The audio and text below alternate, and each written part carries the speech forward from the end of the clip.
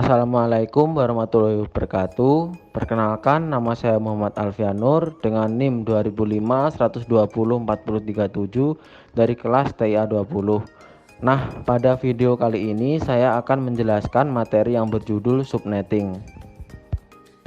Untuk pengertiannya, subnetting adalah proses untuk memecahkan atau membagi sebuah network menjadi beberapa network yang lebih kecil, atau subnetting merupakan sebuah teknik yang mengizinkan para administrator jaringan untuk memanfaatkan 32 bit IP address yang tersedia dengan lebih efisien. Selanjutnya ada fungsi subnetting. Yang pertama, mengefisienkan alamat IP. Yang kedua, mengurangi traffic jaringan. Yang ketiga, meningkatkan keamanan jaringan.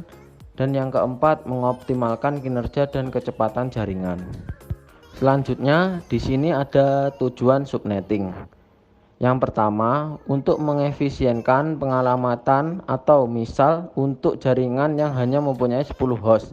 Kalau kita menggunakan kelas C saja, terdapat 254 dikurangi 10 sama dengan 244 alamat yang tidak terpakai. Yang kedua, membagi satu kelas network atas sejumlah subnetwork dengan arti membagi suatu kelas jaringan menjadi bagian-bagian yang lebih kecil. Yang ketiga, menempatkan suatu host apakah berada dalam satu jaringan atau tidak. Yang keempat, untuk mengatasi masalah perbedaan hardware dengan topologi fisik jaringan. Yang kelima, untuk mengefisienkan alokasi IP address dalam sebuah jaringan supaya bisa memaksimalkan penggunaan IP address. Dan yang keenam, meningkatkan security dan mengurangi terjadinya kongesti akibat terlalu banyaknya host dalam suatu network. Nah, untuk selanjutnya di sini ada contoh penerapan subnetting menggunakan Cisco Packet Tracer. Di sini saya akan menjelaskan tentang penerapan subnetting menggunakan Cisco Packet Tracer. Nah, untuk langkah pertama, kita menyiapkan routernya terlebih dahulu. Lalu langkah kedua, kita siapkan switchnya. Nah, untuk pada kali ini saya akan menggunakan satu router, 2 switch dan 6 PC. Kita siapkan PC-nya terlebih dahulu. Kita ganti nama PC-nya biar lebih mudah.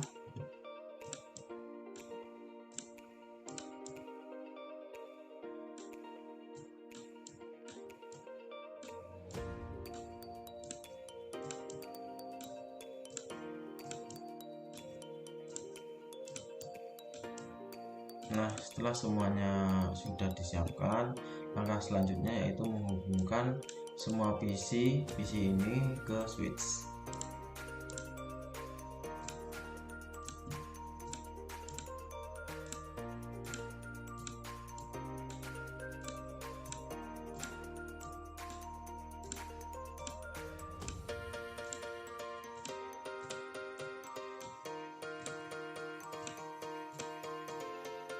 Dan selanjutnya kita hubungkan kedua switch ke dalam router.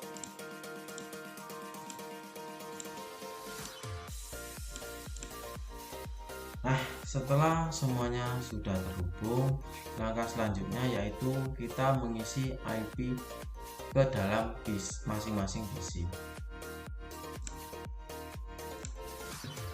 Kita masuk ke desktop dan di configuration. Nah, pada video kali ini saya akan menggunakan IP address type C yaitu dengan angka 192.168.1. Untuk yang belakang terserah ya teman-teman. 192.168.1. Untuk subnet maxnya kita gunakan angka di belakangnya 192. Dan untuk default gateway kita gunakan angka 192.168.1. Nah, untuk PC yang menggunakan gateway di sini tertera untuk PC 1, PC 2 dan PC 4 saja. Nah, untuk PC 3, PC 5 dan PC 6 tanpa menggunakan gateway ya teman-teman. Nah, selanjutnya PC 2 masukkan addressnya.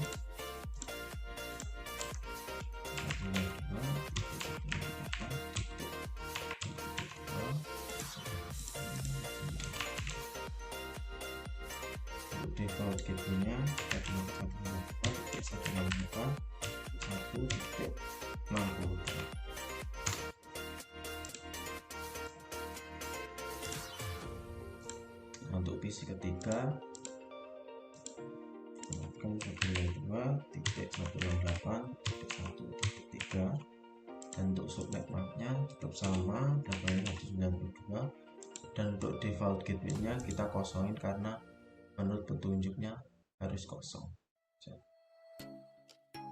Kita kosongin, lanjutnya ke PC 4, masuk ke desktop.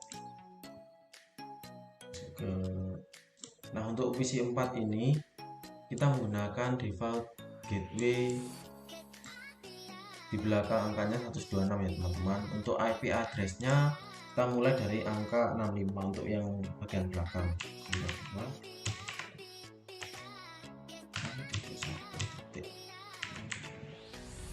Subnet MAC-nya, untuk subnet MAC-nya tetap sama, untuk angka belakangnya 92, dan untuk default gateway-nya kita gunakan 192.168.1.1.126. Untuk PC nomor 5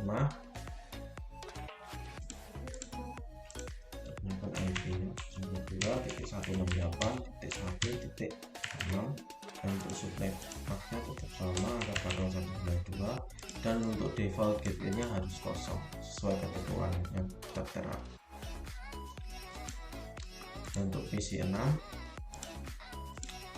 IP configure-nya 92.168.1.7, dan untuk subnet MAC-nya tetap sama 192, dan default gateway-nya kita kosongin.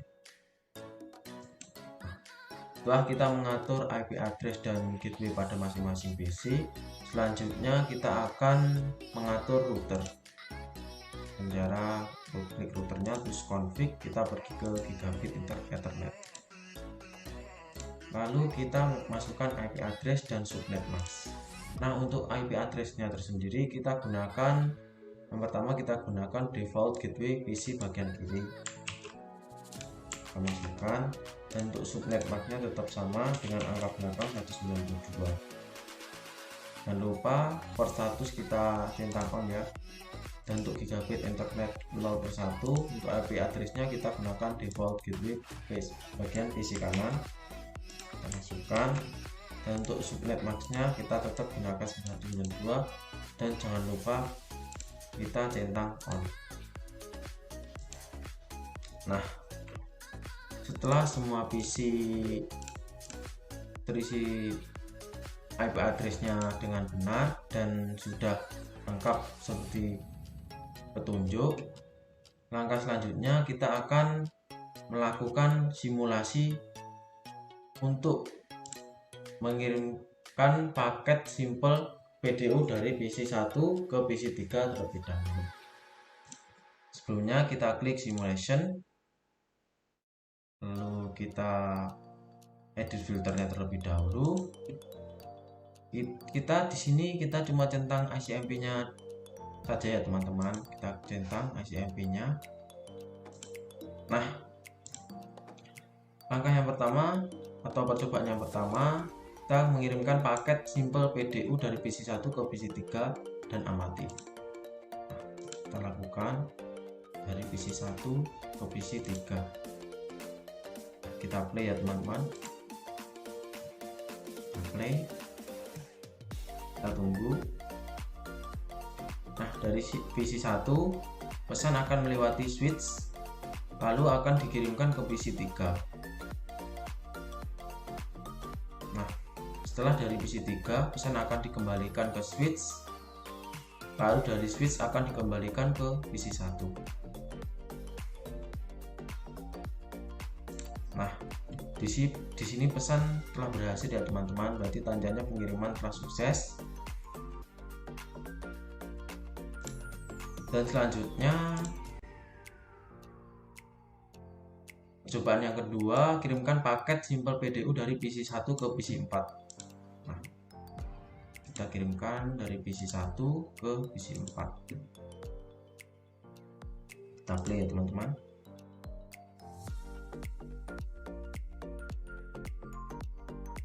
Tunggu. Nah, di sini paket dari PC1 akan melewati switch, dan dari switch akan melewati router.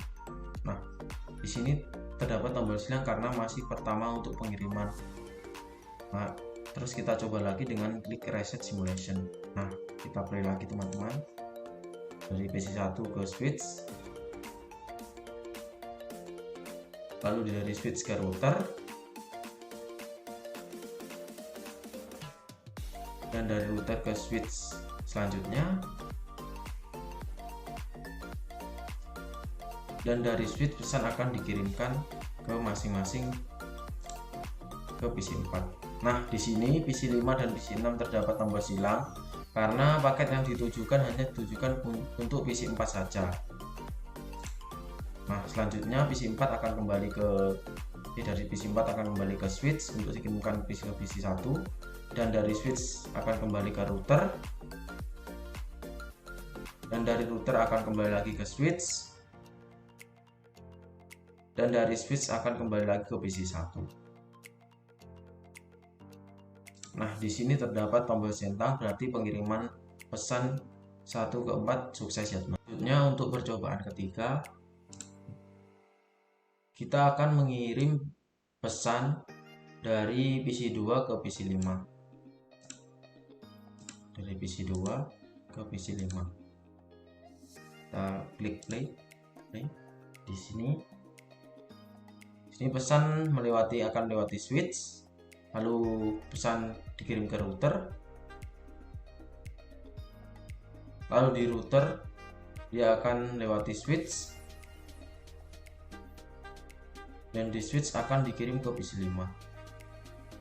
Nah, namun pada pengiriman terdapat tanda silang dikarenakan pada PC5 ini tidak terdapat gateway, sehingga pesan yang dikirim dari PC2 ke PC5 tidak dapat tersampaikan. Selanjutnya pada percobaan keempat, mengirim paket dari PC3 ke PC6. Kita delete, lalu kita coba kirim pesan dari PC3 ke PC6. Kita klik tombol play. Nah, di sini dari PC3 paket langsung terdapat tanda silang dikarenakan paket tersebut gagal dikirimkan. Di sini penyebabnya dikarenakan pada PC3 ini tidak terdapat gateway untuk mengirimkan pesan ke PC lainnya. Nah, untuk selanjutnya kita akan masuk ke pengecekan atau tracing dari PC1 ke PC3.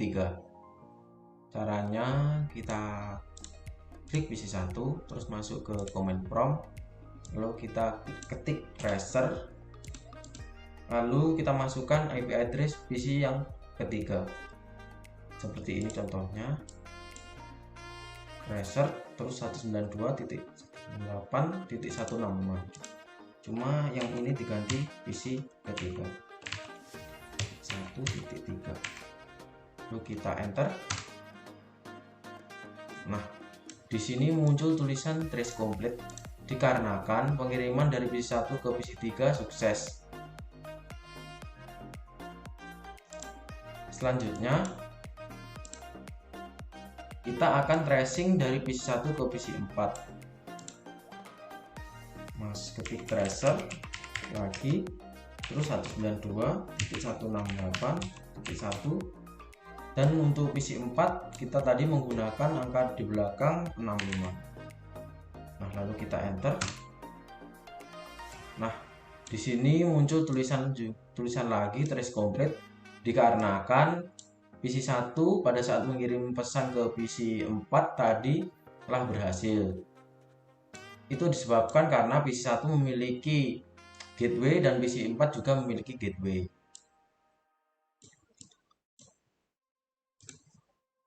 Nah, untuk selanjutnya kita akan tracing PC 2 ke PC 5.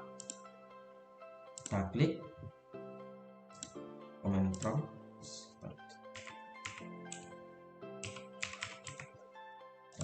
tracer 192.168.1.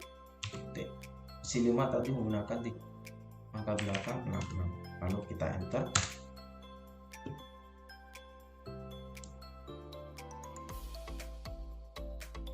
Nah,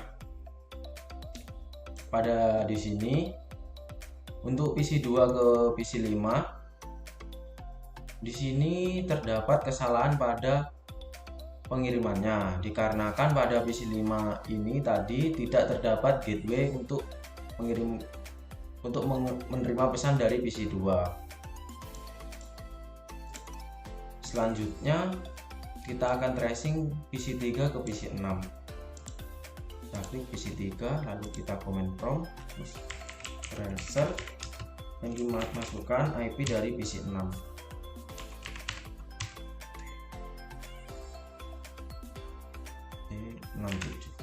Lalu kita enter. Nah, di sini tracer request could not find host 192.1. Dikarenakan tadi waktu pengiriman dari PC ketiga tidak memiliki gateway untuk mengirimkan pesan untuk PC ke-6.